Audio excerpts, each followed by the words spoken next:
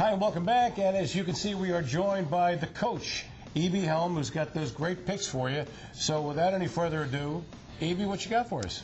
Well, we dropped from 100% winners last week to only 80% this week. Well, there's nowhere to go from 100%, babe. That's it. But I feel good because your bank called me. Yeah. Foiled again, won. Oh. So you're back in their good graces, so I'm happy. Back in business.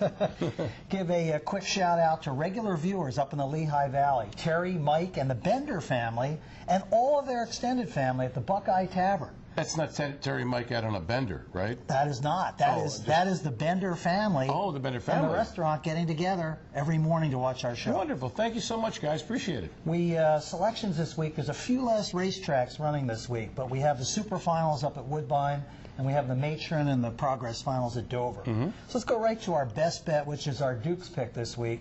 We're going to Dover on Sunday, race 11, the Matron Stakes, 259K, 3-year-old final trot. Number 5, Swan for All. This horse started on the scene a little bit late this year, and I think it's the best 3-year-old trotter out there now. Okay. Our fillies pick, we're going to Yonkers tonight. Race 8, number 6, Mercedes. I had Mercedes a couple weeks ago here at Chester. Last week it ran at Yonkers. It kind of didn't run the way he should have, just hung in the back. This week I like her a lot. Good. At a price? At a price. Good. I'm hoping. Okay.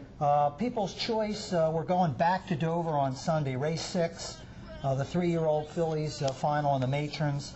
We got her stay on the number 1 horse, Show Her the Money. She's just too good not to be included in our picks. But she's also got some tough competition in there. She does, and we're just going to ride her. She's been good to us. Okay. And lastly, our Chester picks. We're going to give you 3 picks. Race 7, Chasin' Racin', number 4, finding a soft spot. Race 10, number 7, foiled again. We're staying on her till she loses. And race 12, number 8, Lookout Hanover, ran with the biggies last week, drops. I think this is a soft spot. Beautiful. Thank you, Evie. So there's Evie's picks. Let's hope they do well, and we'll let you know next week, okay? And now we're going to go to Sonny the paddock judge, and Sonny has a driver with him. It's not Strawberry.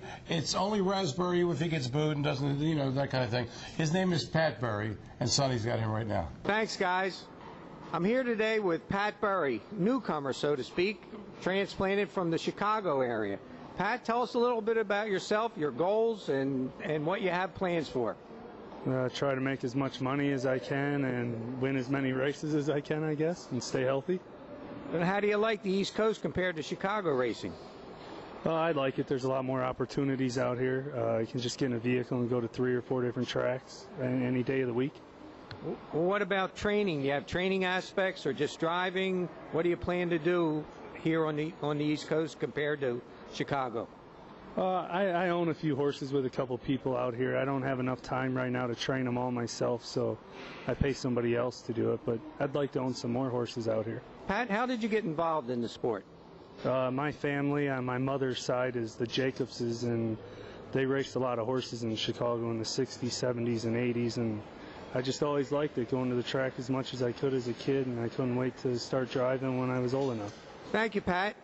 I'm Sonny the paddock judge. Back to you guys. Thank you much, Sonny. And when we come back, we'll go to Dover Downs and have a look at the Matron and the Progress Pace limbs. They're going to be worth hanging around for. And also we'll have a look at the Lady Maud final from Yonkers Raceway. Stay with us. Yellow Diamond, the People's Choice here at 1 to 5. Every day is a new experience at Mohegan Sun at Pocono Downs with a state-of-the-art casino floor, tantalizing new restaurants, high-energy nightlife, exciting new shopping venues, and more. It's all here and all for you. It's everything you're looking for. Live evening harness racing is back. Experience the thrill every Tuesday, Wednesday, and Friday at 6:30 p.m. and Saturdays at 1 p.m. Don't miss a moment. Now through November 21st. Welcome to our world. Hi, and welcome back. Let's go up to Yonkers Raceway and have a look at the $400,000 Lady Maud final for 3-year-old pacing fillies.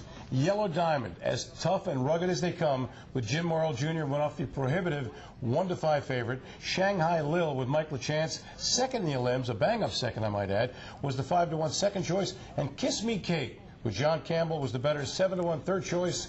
Here's the call. Shanghai Lil sticks right there with her. Kiss Me Kate is under encouragement now. Perfectionist is bottled up behind fillies. Second over JK Music of the Night. She has 5 lengths to find and time becoming a factor. 3/4, 125-1. They're on the final turn in the Lady Maud, and Yellow Diamond stretches her lead up to 2 on Shanghai Lil. Perfectionist is third. Kiss Me Kate is starting to unravel on the far outside. JK Music of the Night, and they're into the stretch. Yellow Diamond strong on the lead. Coming to take her on the outside, Shanghai Lil. It's down to these two in the Lady Maud. Yellow Diamond, Shanghai Lil on the outside to the line. Shanghai Lil. Shanghai Lil's nose was just a little bit ahead of Yellow Diamond's, winning in 153-3 and a pretty big upset. But you may recall that last week's show, Yannick Gingras did mention that Shanghai Lil was going to be very tough in the final and did win the race. Perfectionist with Double D Dan Dubé was 5 back in third. And now to the White Cliffs of Dover for the progress of Matron of Limbs. And with the Matron of Limb for 3-year-old pacing fillies, here's Heather. Thank you very much. Yes, we're going to check out a 3-year-old filly trotter's purse of over $35,000 here. Wind Song Soprano is the better's choice with Iron Mike LaChance. With good reason, she has been tough this year, but somebody was tougher in this race, and it was Jersey Az, who was as sharp as can be. In the 4th at Dover on Sunday, the Matron of Limb 3-year-old pacing fillies Show Her the Money with Jim Morrill Jr. was the 1-5 chalk. Ginger and Fred with Dave Pallone was 7-2. Will Show Her the Money, quarter pole and jog from there, winning in 151 flat. Special Sweetheart raced big to be second best. Ginger and Fred came up first up, and had to settle for third. Now we're going to take a look at some progress pace eliminations.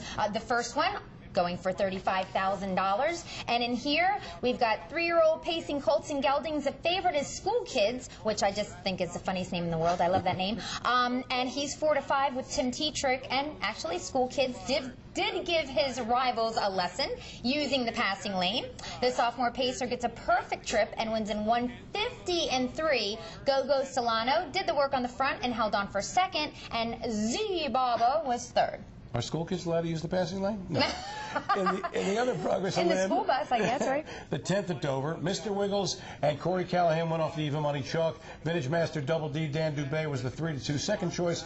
The betting public had the right 2 horses, but in the wrong order. Mr. Wiggles cut the mile lead till the very end when Vintage Master showed who was the boss and nailed Mr. Wiggles right on the money in 150-2. Setting up a great final you can see right here on our next edition of PA Harness Week. Until then, have a great week. Take care.